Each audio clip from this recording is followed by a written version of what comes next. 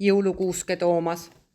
Päkapiku põngerjad olid väga rahul, et lõpuks tulid tõelised jõulud.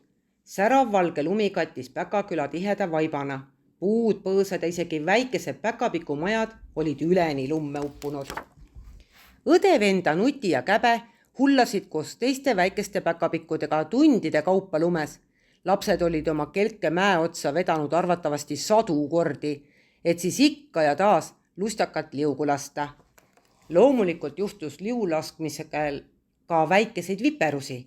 Vahel kukkus Nuti kelgu otsast maha, mõnikord aga toimusid suisa kelkude kokkupõrked, kuid väikesed juhid oma sõidukeid talitseda ei suutnud, sest kõigest polnud miskit. Lumi oli pehme ja lastel palju riideid seljas. Nii ei saanud keegi kunagi tõsiselt viga. Pärast väikest nägelust ja ühist lume maha raputamist võis lõbu jätkuda ja veel suurema hooga kui enne. Varsti olid Nuti ja Käbe kelgutamisest väsinud. Vahelduseks otsustasid päkapikkudest õdevenda minna metsa ning vaadata, kas mõni kena jõulupuu silma ei hakka. Olid ju jõulupühad otse ukse ees. Lapsed olid juba ammu otsustanud, et üllatavad vanemaid suure ja ilusa jõulukuusega. Neil ei tulnudki kaua otsida. Varsti leidsid nad tuulest ja lume raskusest jalalt murdunud puu. Oi, kui ilus jõulupuu, hüüdis Käbe. Just selline, nagu me vajame, ainult natukene liiga suur. Liiga suur, jah. Kuidas me selle koju saame, oli Nuti murelik. Käbel tuli pähe hiilgav idee. Nad istusid kaksi ratsi murdunud puu peale ning pärast korralikku tõuget hakkas jõulukuus kui hiigelkelk mäest alla libisema. Ikka kiiremini ja kiiremini, nii et vastupuhu tuul õel vennal silmad märjaks võttis. Päkaküla vahimees, kes seisis kõrgel kellatornis, et kogu ümbrus silmas pidada ja korrarikkumised ära hoida, vaatas õudusega, kuidas puu mäest alla kihutab. Appi, nüüd mu torni katus läheb, karjus ta.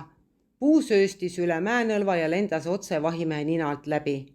Vaene mees oli ehmunud, et pidi tornist peaaegu alla kukkuma. Õnneks sai ta viimasel hetkel kellatilast kinni ja jäi sedaviisi maa ning taeva vahele kõikuma. Kellaga kutsus Pimbom Päkapiku rahvast Päkaküla keskväljakule kokku. Kihutav jõulukuusk oma 2 sõitjaga tormas aga edasi küla suunas. Paistis, nagu ei suudaks miski seda peatada, kui just midagi täiesti ootamatut teele ei satu.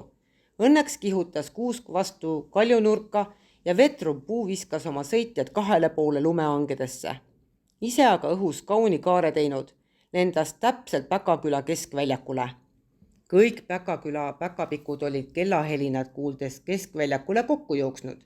Nähes, kuidas otse taevast jõulupuu alla sadas ja suurte lumehange seisma jäi, ahetasid nad ühest suust. Veelgi suurem oli aga nende üllatus, kuid sealt samast lumehangest tuli Nuti ja Käbe välja. Pikapeale hakkas külarahvast taipama, millise üllatuse lapsed Päkapikule teinud olid. Üksmeelne hurraa karjumine Nutile ja Käbele ei tahtnud sugugi lõppeda. Esimesest üllatusest üle saanud jooksid kõik oma kodudest ehteid tooma. Peagi oli puu kaetud ohtra karraga ning kiiskavate munadega. Külavanem otsustas tarmukate laste auks suure peo korraldada. Nuti ja Käbe naabripoiss Taibu mängis seal torupilli. Õde-venda lõid lustlikult kellukeste tamburiiniga kaasa. Pidu sai hoo sisse. Pillipoist läks lõpuks nii õhinasse, et kuulajad pidid oma kõrvad katma. Head asja võib vahel ka liiga palju olla.